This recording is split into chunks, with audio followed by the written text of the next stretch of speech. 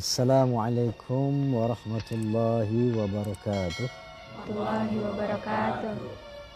Bismillah, alhamdulillah, wassalatu wassalamu ala rasulillah wa ala alihi wa ashabihi wa mawalah. La hawla wa la quwwata illa billah. Para pemirsa, hadirin dan hadirat yang berbahagia,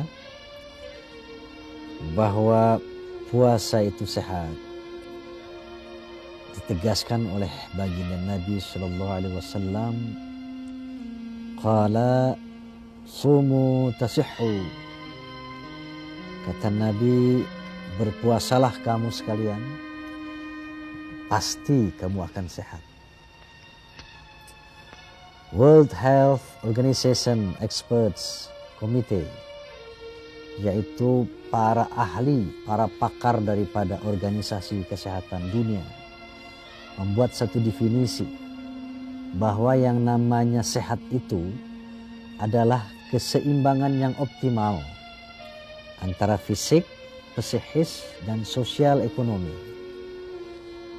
Nah, jadi kriteria definisi daripada sehat itu menurut para pakar daripada WHO, Organisasi Kesehatan Dunia, yaitu keseimbangan antara sehat badan, sehat rohani, dan sehat sosial ekonomi.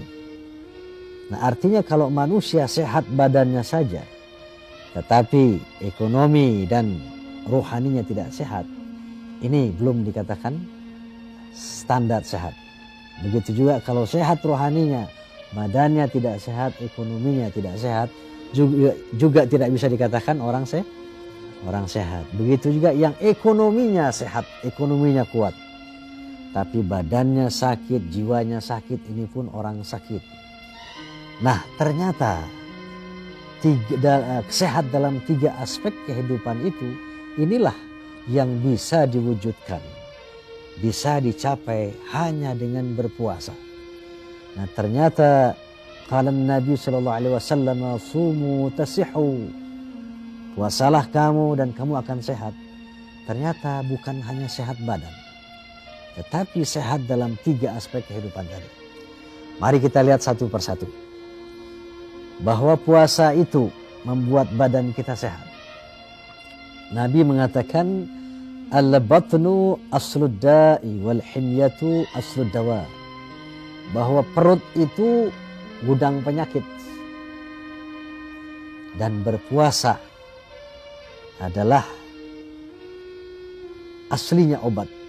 Bahkan dikatakan dalam hadis yang lain, al-ma'idatu baitud da'i wal himyatu ra'sud dawa. Makanan itu sumber penyakit dan berpantang, berpuasa itu adalah rajanya obat. Kenapa demikian? Ternyata menurut ilmu kesehatan, orang yang berpuasa artinya mengosongkan perut daripada makanan. Ini membuat mekanisme perut, pencernaan makanan berhenti. Artinya sistem pencernaan makanan, metabolisme tubuh diistirahatkan. Nah, apa yang terjadi?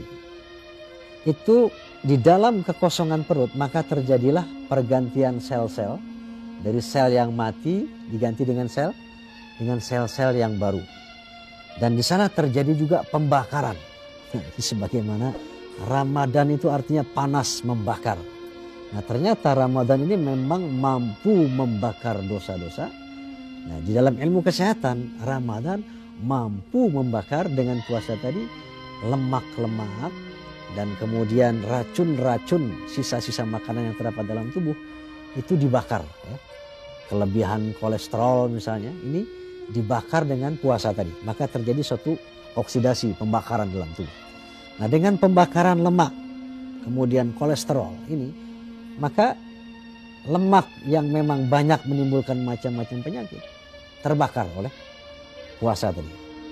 Maka lenyaplah lemak, lenyaplah kelebihan kolesterol, yang ini yang membuat manusia menjadi sehat, ya. Nah, makanya orang berpuasa sama orang kelaparan ini nggak sama. Kalau orang puasa ada makanan tapi dia tahan untuk makan. Orang kelaparan, pengen makan, makanannya nggak ada. Namanya kelaparan. Nah makanya orang kelaparan itu sakit. Seperti nggak usah kelaparan deh. Orang telat makan saja bisa menyebabkan penyakit mah.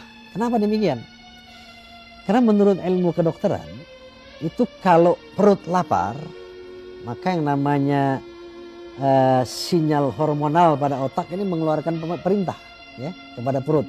Perut lapar ini, keluarkan enzim dan keluarkan asam HCl, asam lambung. Nah, maka apa gunanya enzim-enzim ini? Untuk pelumas makanan, dan asam lambung itu untuk menghancurkan makanan sehingga membantu pencernaan perut ini supaya kerjanya lebih ringan. Ya. Nah kalau orang kelaparan atau orang telat makan, pada saat dia lapar terjadilah perintah hormonal. Ya. Maka keluarlah yang namanya enzim sama asam lambung, asam HCl ini. Nah, tapi makanan nggak masuk. Karena orang tadi lupa makan, terus sibuk bekerja. Atau orang tadi kelaparan, nggak ada yang dimakan. Asam keluar, asam lambung keluar. Nah karena nggak ada makanan, akhirnya asam ini merusak dinding-dinding lambung. Yang namanya asam ini tajam sekali. Jangankan perut kita, itu dinding tembok saja. Ya.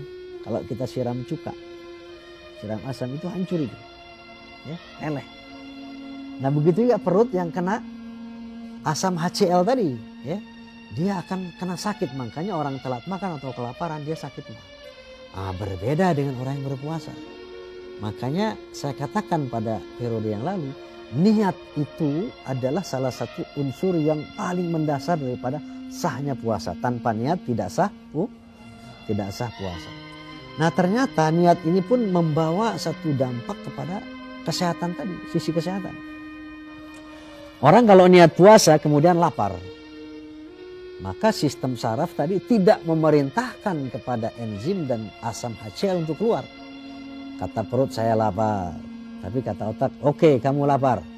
Enzim sama asam HCl nggak perlu keluar, jangan keluar. Karena apa? Tidak akan ada makanan masuk.